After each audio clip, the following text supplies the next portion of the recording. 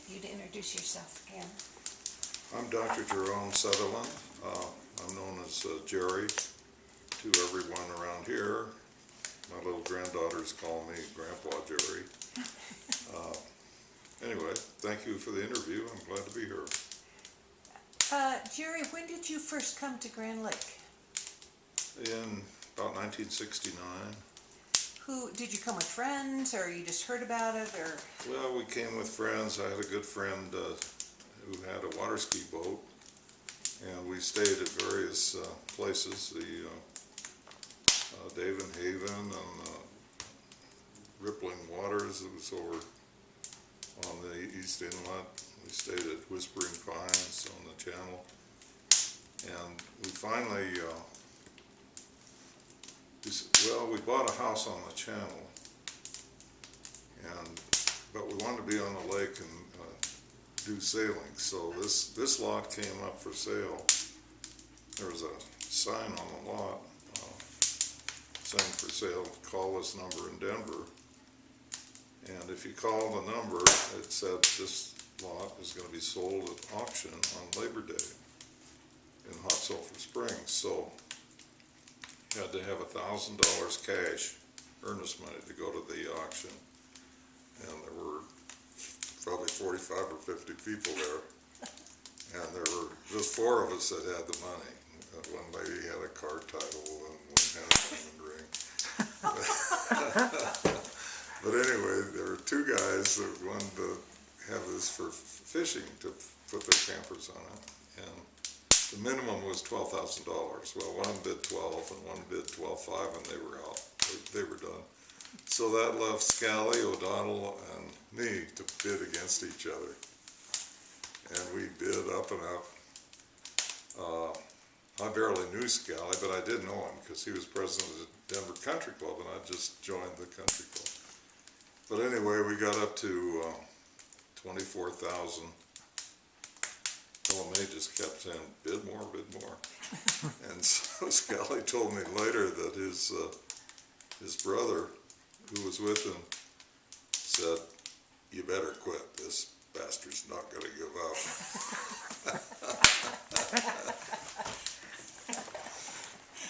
So that's how we got the lot. And then we built on this lot, and then we were able to get the little cottage next door, which was basically a fishing cabin, and we added onto it every which way, and because we had a big family, 3 kids, and so on. So anyway, that's... Well, now, how did the sailing bug happen?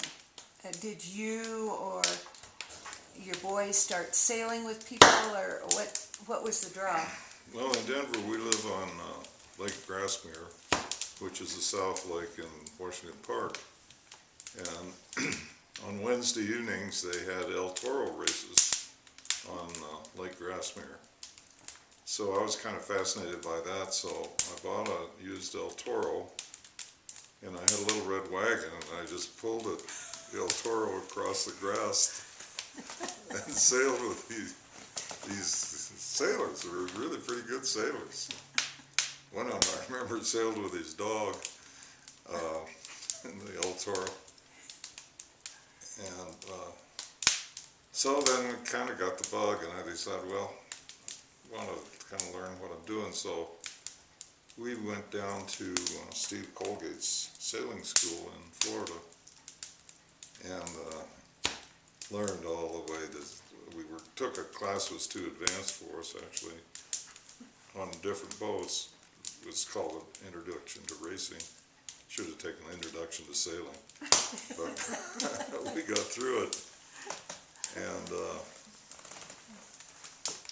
so it was kind of funny. So I went back to the El Toro races, and I hadn't been doing very well against these guys. And I said, stand back, I'm going to win a race. Well, I came in DFL. So anyway, we decided we better get an E-Scout. We didn't want to start with anything like an El Toro. And so I bought Mac Russ' old wooden Pink Panther. And it came with sailing lessons. from Mac. And so we went out on the lake, and he said, the wind comes out of this corner like fingers on a hand. And he said, if you have any trouble figuring out which way the wind's coming from, just look at the smoke from your pipe. He smoked a pipe, I never smoked a pipe. That was the end of the lessons, we were on our own. Well, now, who all was sailing with you? That first E, Yeah, who was the crew? it was LMA and Jason and Toby. I think Mike was kind of young, he wasn't too interested in doing it. Did we have sailing school in the yacht club yet? Were the boys in sailing They school? were never in sailing school. I don't even think we had it, I don't know. Maybe not. I don't remember it. Might not. They taught it, but they never took the course. But then Mike got into it too, and LMA didn't want to sail if the wind was very hard, so she dropped off. So then it was Jason, Toby, Mike, and I got bumped off. They took Jay O'Neill, and they won the Lipton Cup for the first time in, I think it was 2001. Well, now, how did you feel about being bumped off? Were you ready to be bumped off? Yeah. They were so enthusiastic about it, Jason always wanted to run the tiller. And, so no, that was fine. And then Jason and Toby were always competitive, although Jason was 7 years older than Toby. So Toby wanted his own, so neither of them liked my boat. Actually, I got a new E-Scow. It wasn't Mac's wooden one after a while. So Jason got a new E-Scow, or I got a new E-Scow, and then they didn't like that. So Jason got an E-Scow and Toby got an E-Scow, so they could compete against each other. And the rest is history, sort of. Yeah, right. Did you sail at all after that? Just pleasure sailing or racing with someone else? Or? I didn't race after that. I did a bunch of races. I kind of came in the top 90%.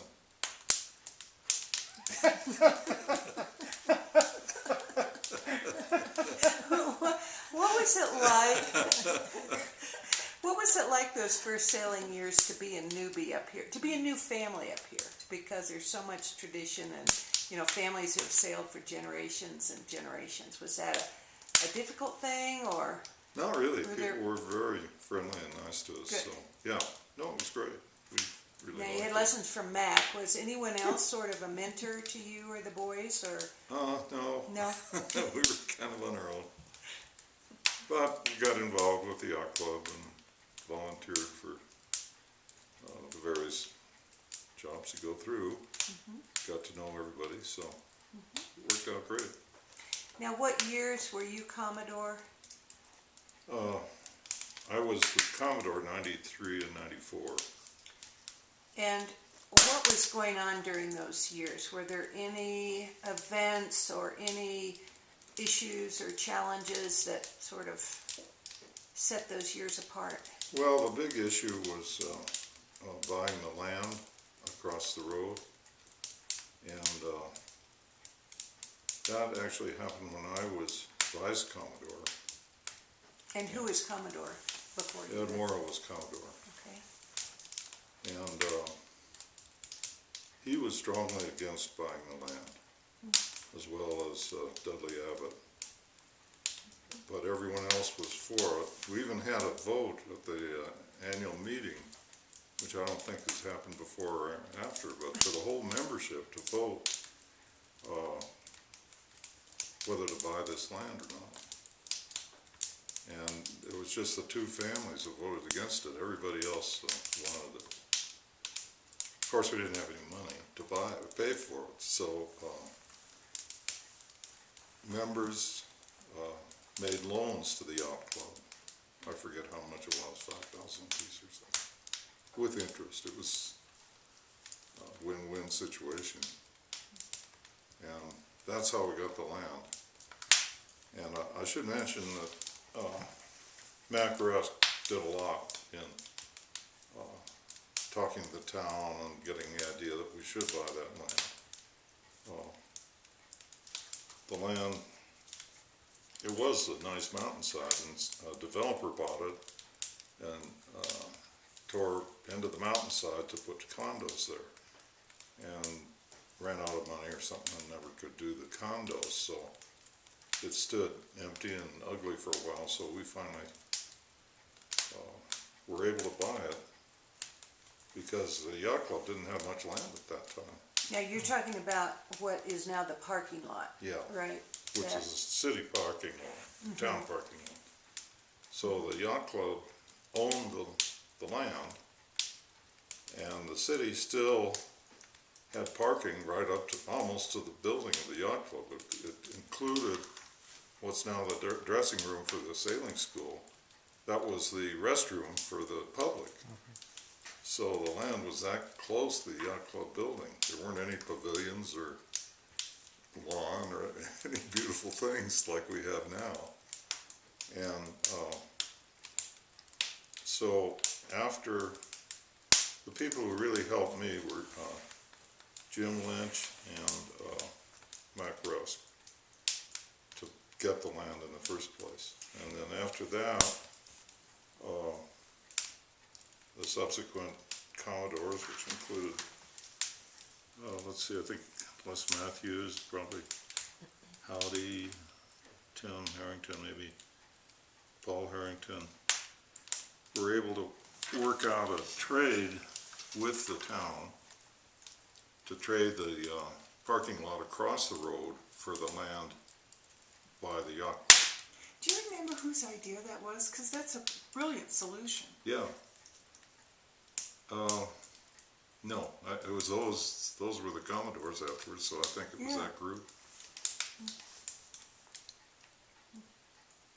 Seems like I'm talking too much. No, you're supposed to talk a lot. Yeah.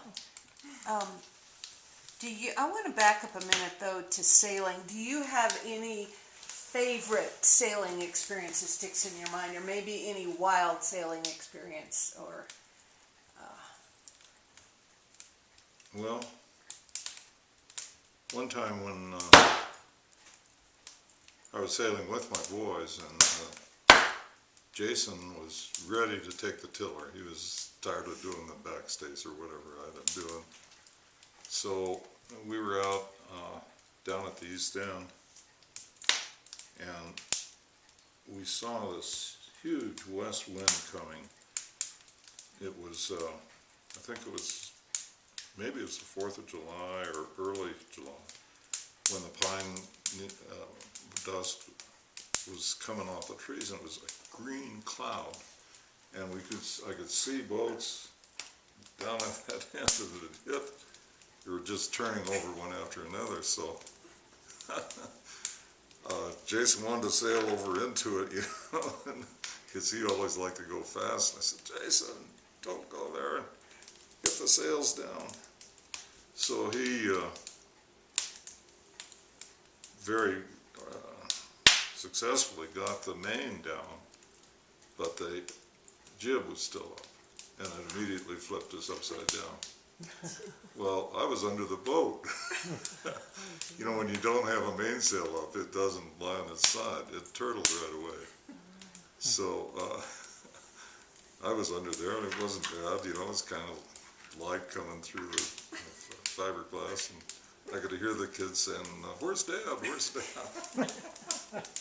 So I took a few deep breaths and swam out. Sorry, I'm alive. So everyone must have gone. Did everyone go over? Everybody Was it went one over of those? Wow. in that race, I think. Yeah.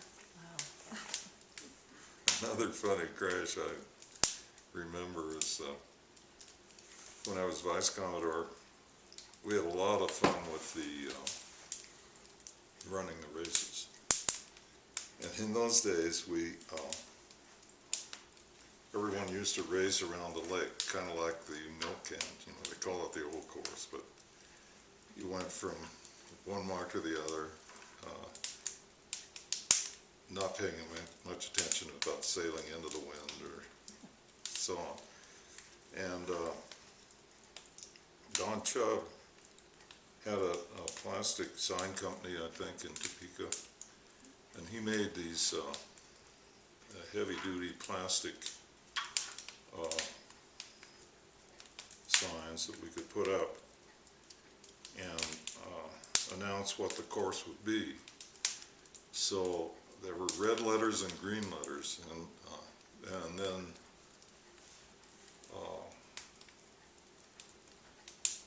there were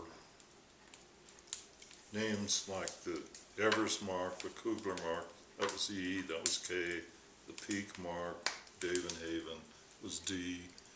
So if you saw, so we had a board and we'd slide all these up there. And then if it was a red D, you had to go around the Haven mark and leave it to port. And green, you left the mark to starboard. And we did that for a while. It was kind of funny. Then we saw, I think Jason and maybe Toby had gone to a race or two in the Midwest, and he said, "Dad, this is crazy. We should be sailing into the wind, upwind and down, and preferably start the race into the wind, not to the P mark or whatever we feel like doing." I tried to do it, so when I used to lose sleep thinking, drawing little pictures of how to do this. So anyway, then one time when I was still doing that, it was a wind out of the south, more straight south almost than southwest, which it usually is. So I said, well, we'll start the race at the yacht club and sail into the wind over to the Everest mark, and then go from there. Well, Richard Campbell told me his dad was a great golfer at the country club and everything. He said, that's like starting a golf tournament on a par 3, because it was a real short leg, He was being critical, and he was right, It was kind of, but we had a lot of fun, finally. Who was that? Do you remember who was on your race committee? When you say we had a lot of Oh, fun, yeah. did you have a set committee during that time? It was, let's see, Elsie Rusk, Connie Sherwood, Karen Fry, Shirley Shear, and then I think Les was on it. The funniest one I really remember was when Rick Schaefer brought in his professional crew and started winning the yacht club, and or started winning the Lifton Cup. I think he won it 2 years in a row. But so we were down at the east end, about near Marlene's house, and the Schaefer and his crew were kind of at the back of the fleet. But then a strong east wind came up, and so Rick Schaefer put up his chute real fast before anyone else realized what was happening, and just went flying through the fleet.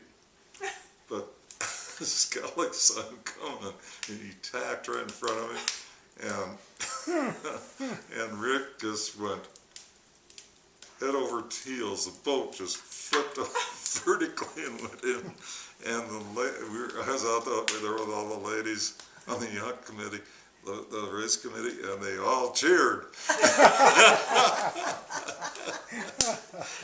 Cheering for the underdog. Yeah. Was that a foul on Skelly's Oh, part? maybe No? not, I don't know, I guess. Was there a particular Commodore that you looked up to? Oh, I haven't thought about that one. They're all great. I can't name one right now.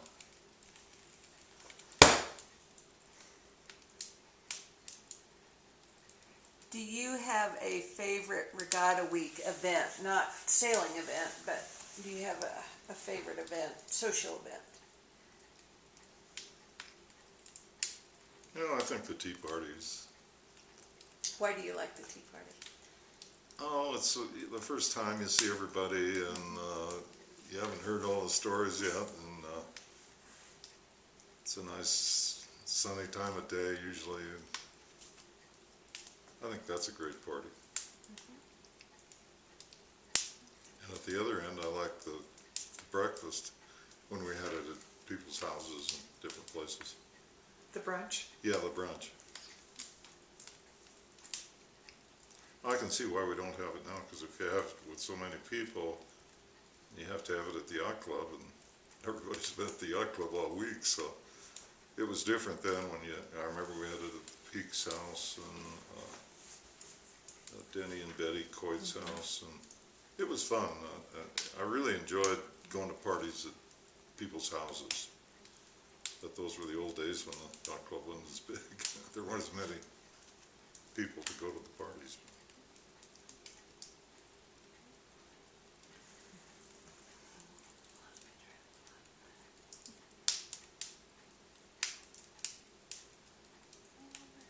Oh, has the sailing, the racing changed? How has it changed over the years since you started racing? No, I think the caliber of the racing has really improved. This, the sailors have gone to national regattas at different yacht clubs and competed more nationally. So I think overall it has, we have some great sailors now. And that's probably because they start in the sailing school. Well, that's a good point. I didn't mention that. That certainly helps, yeah. Because you said your boys didn't, No, but all your grandchildren have. yeah, well, I know. Well, I think the sailing school is great. I just don't think I don't know if it existed then. No. Yeah, It was Sunny Hill who started it. okay.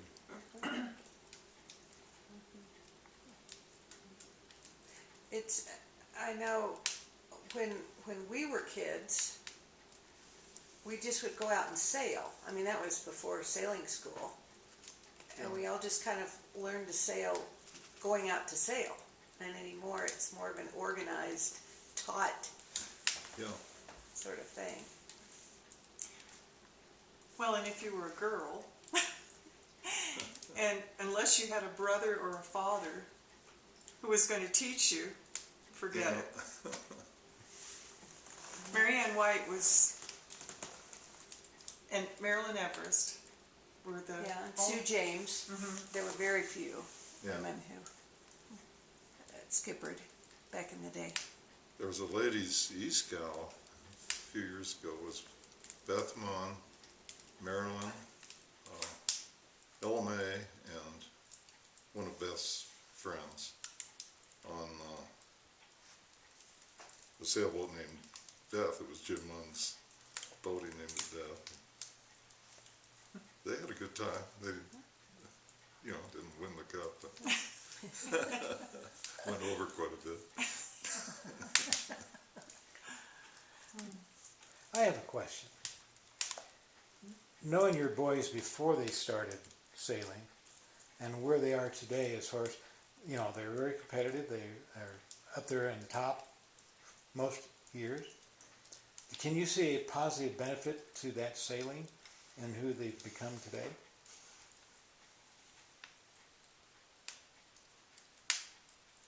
Well, I think it's something they love to do, and they love Grand Lake, which has been great for our family because everyone wants to be here. No one wants to move to Iowa or anything.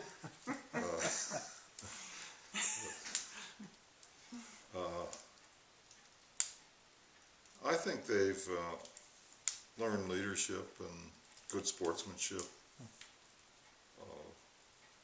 working with the sailing school and competing.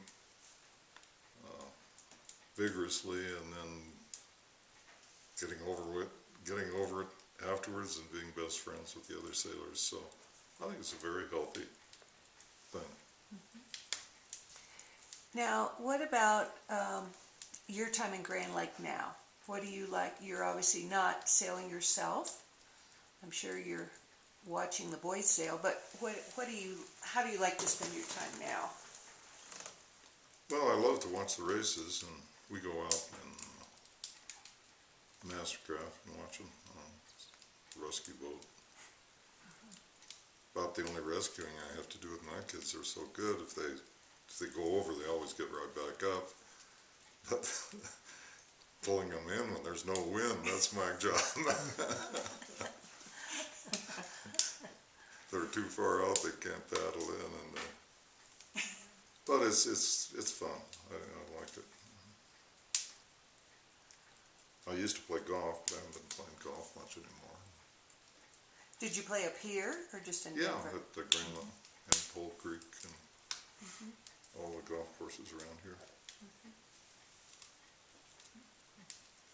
What's so special about Grand Lake?